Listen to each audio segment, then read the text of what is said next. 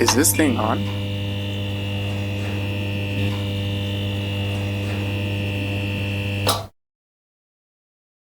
Hello, everyone. My name is Louis Harris, and you are at the Record in Progress podcast. I started this podcast in the wake of the 2024 presidential election because I felt like I didn't do enough to have the election go in the way that I wanted it to go.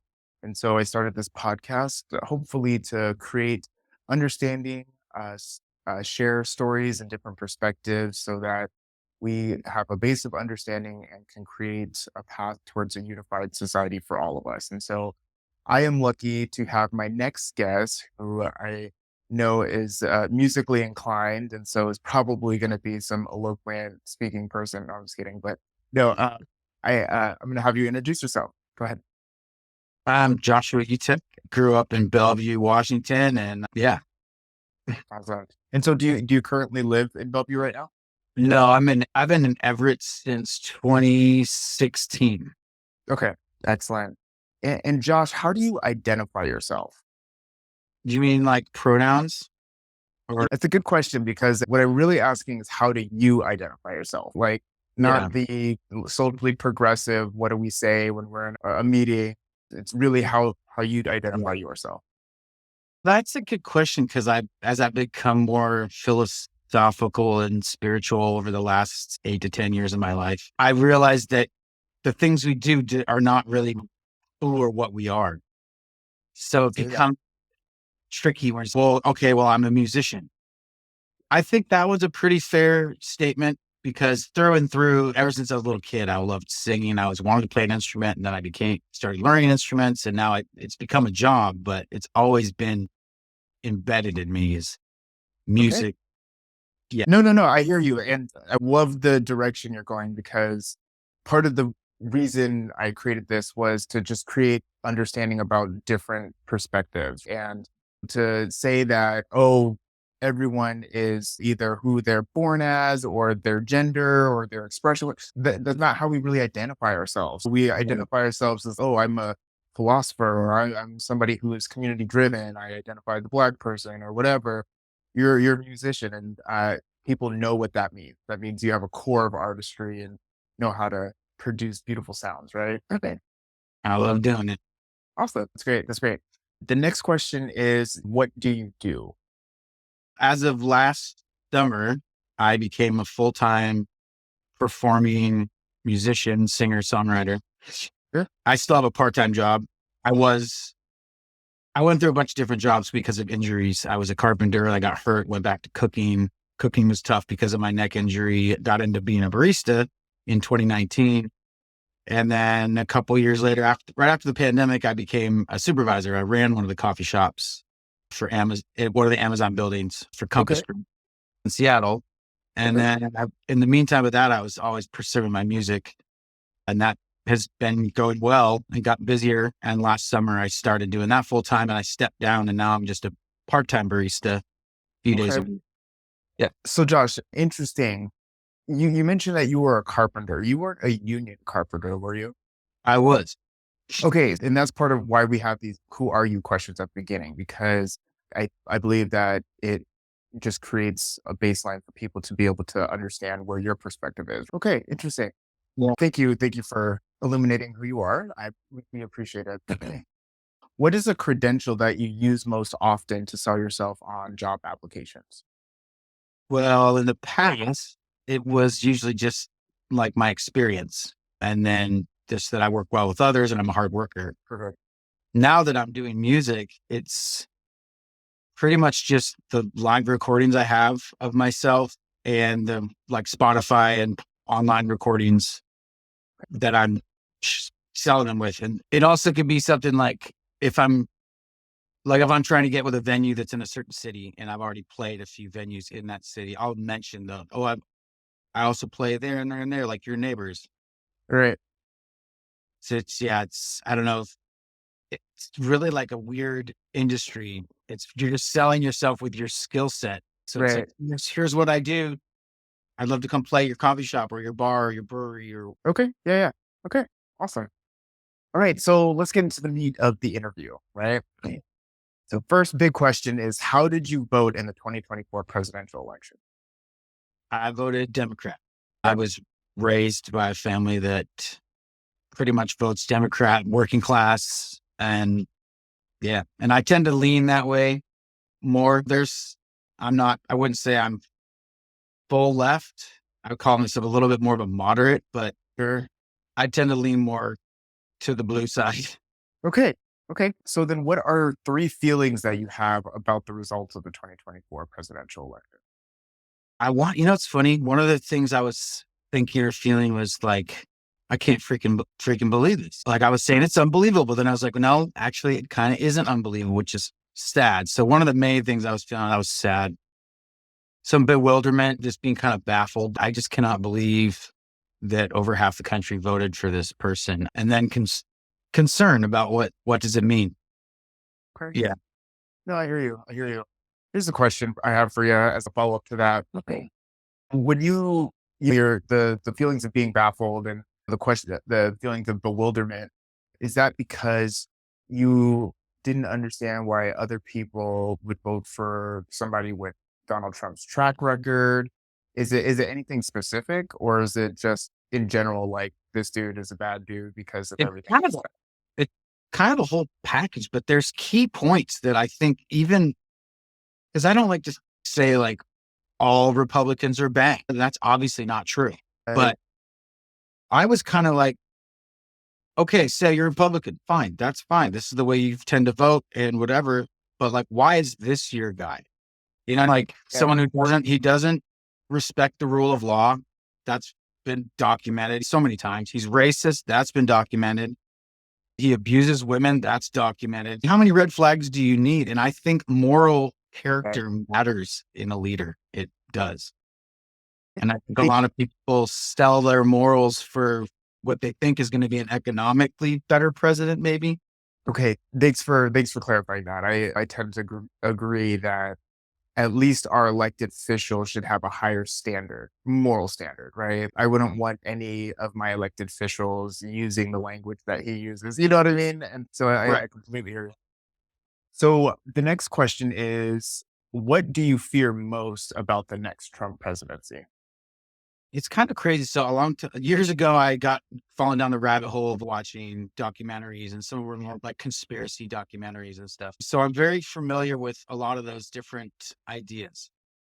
I don't really follow along with that stuff anymore. I kind of I just got tired of it. But what's interesting about it, what I do fear, because they was always talking about in some of these things about the global elite controlling blah, blah, blah, blah, blah, whatever. Yeah.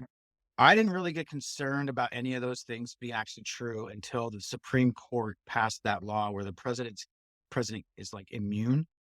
Okay. Yeah.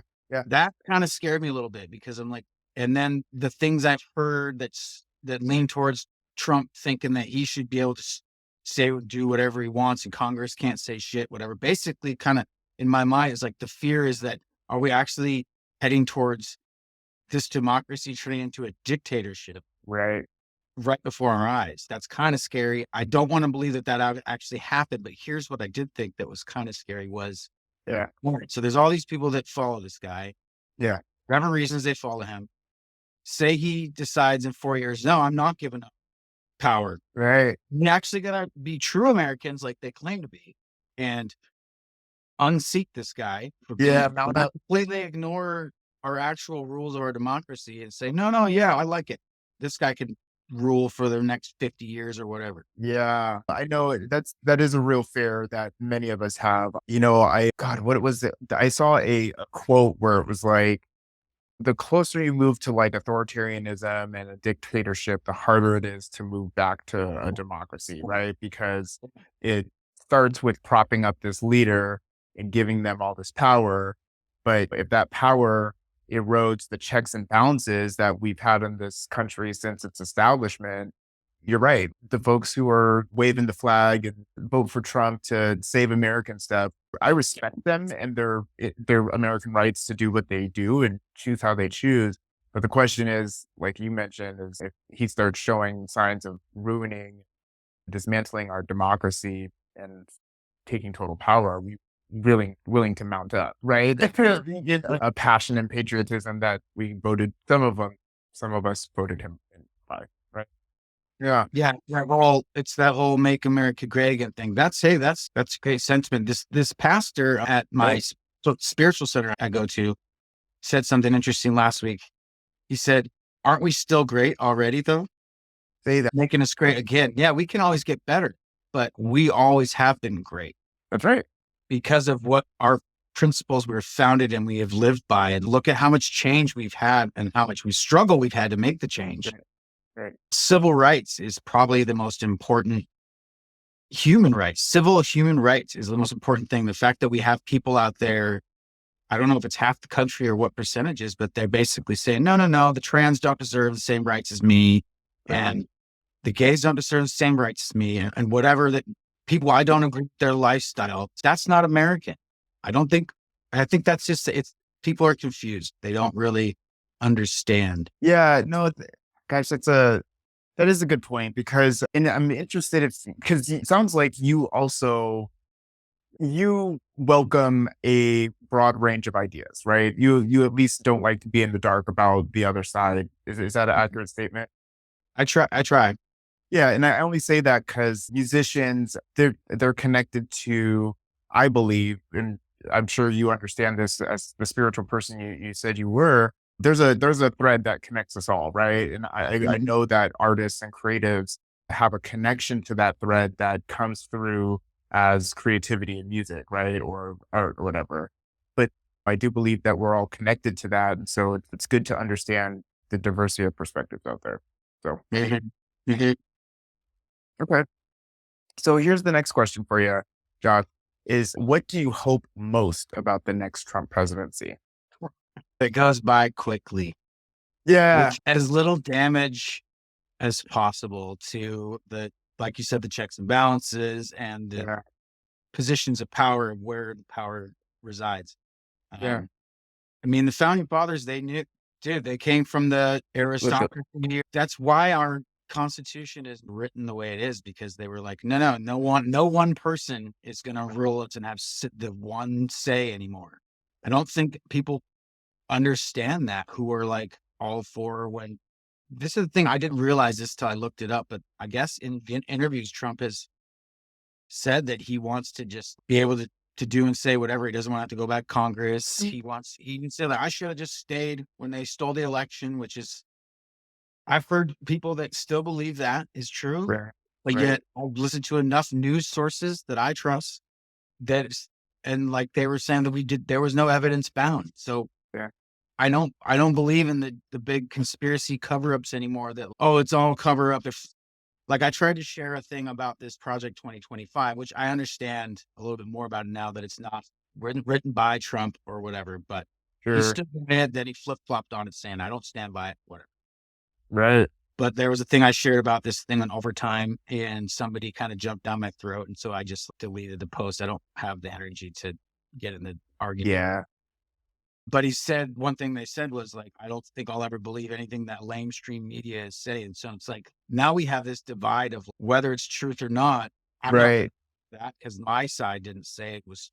I don't know. It's very upsetting and confusing, and I think that's the problem is people are just ill informed and you know. I hear you. And it's it can be exasperating trying to figure some of this stuff out about the other side and the systems and how they've influenced how people have voted. I look at the erosion of the education system. I do look at the distribution of media and information and how the internet feed algorithm world, right? You cannot know what's happening on the other side of an issue unless you are like actually going and finding that specific information, right? Otherwise, you're just going to see stuff that aligns with your likes and whatever consume, and you just miss out on a whole other half of the world, right? Yeah. Yeah. Okay. Okay. So here's the next question for you. What do you believe about the people who voted opposite of you? Like I don't want to speak too ill on people because I believe inherently most people are good. I've seen that just in the different types of jobs I've had. Mhm. But I think I don't know what the percentage is. I know a lot of them vote Republican because of their religious beliefs. Typically, a lot of the Christians, they vote red, and that's Right. due to abortion and stuff like that. My only problem with that is I think it's ill-informed to believe that Donald Trump is okay, he may call himself a Christian, but Right. I was raised Christian, and now I just don't really identify with any religion, but I'm very spiritual, and I still hold a lot of those values and beliefs of my Christian upbringing. But Sure. Sure. if he may call himself a Christian, but he's not a good Christian, clearly, because a good Christian doesn't abuse women and respects the rule of law and, doesn't cheat and doesn't steal, is not a con man. So I think that's a problem right there, is to vote for somebody just because of this is what I always vote. That's a problem. I think a lot of the people are just ill-informed. There's been a lot of misinformation about his track record that has been spread on one side, that people believe, oh, I vote for him because he's a successful businessman. Do you know how Right. many times this dude has declared bankruptcy? Have you spoken to any of the people who have spoken out about him and his business practices? And I think a Right. lot of them said they're just confused. I know one person I was talking to said that their boyfriend voted for him just because of he has a small business. Like, he hates the guy. He doesn't agree with anything that the guy has done as a person, but he thinks he'll be better for his business. So that's how he's voting. Right. So it's it's tough to say, oh, look what you've done. But Sure. when people think they're doing the right thing for their business or their family or their religion or their beliefs, I just think it'll be sad when, I believe, karma comes around and the other shoe falls off and they realize they were duped by a con man. Yeah. Yeah. I maintain the belief, or at least I have maintained the belief. I don't want to say I'm questioning what I believe, but I am certainly questioning what I know about people. You know what I mean? Because I really hoped that people in this election would see the arguments that you're talking about, the moral character, the honesty, and the policies and the track record. I would have hoped that people would have been able to see through that, but I just don't know anymore, which is why I created this podcast, because I really want to talk to people and just better understand different perspectives and hopefully create a pathway forward for all of us. So Okay. thanks, Josh. Interesting. And I want to pivot a little bit spiritually, because when you say spiritual, what does that mean? Just, I know what that means because I actually also identify as spiritual. But, for folks who don't totally know what that means, what does that mean to you? That I believe that there's something bigger than just us in these bodies and like on this planet, and then we die and there's nothing. I believe that there is. So it's weird. I'm still kind of figuring out my thing, since I've kind of like distanced myself from the Christian side of things, even though the church I do attend, it's actually called the Spiritual Center, but Okay. I I tend to call it church because I'm used to saying that. Yeah. I Yeah. used to not call it God, but then I was so used to calling it God, and I just started calling it God again. But just Yeah. like the source that we all come from, like we say, we're all connected. We all come from an energy source, which is crazy that now science is actually starting to prove some of these things. Okay. It, all the energy here comes from this source, whether it's us, everything. So Yeah. we all return to the source. That's right. Uh, so for me, it's just that there's something bigger than us. And if you live positively and try to do good within your life, and you're trying to, what do they say, consciously contact the source, like when you're praying, meditating, all I know is ever since I started doing that, my life has gotten better and better and better. Excellent. And I want to stay on that path. So that's what spiritual is to me, is being good. Yeah. Very beautiful. Thank you. Thank you for illuminating that for us. I agree. And one thing I've learned about being spiritual is that there is there's almost unlimited interpretations of everything you just said, right? And if you one of the things I've learned is that if you try to look at the world through one lens, you miss every other lens, right? And I've learned that you have to look at things holistically and comprehensively and with an open mind to really be able to grasp the magnitude of what you're talking about. So yeah, Yeah. no, Thank you for sharing that with Yeah. with us. So the next question I have is